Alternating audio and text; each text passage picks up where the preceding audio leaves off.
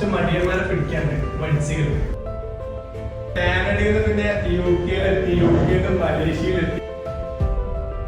ഇതിലെന്തോ സംഭവം. അങ്ങനെയാണ് ഞാൻ ഇതിൽ സ്റ്റാർട്ട് ചെയ്തത്.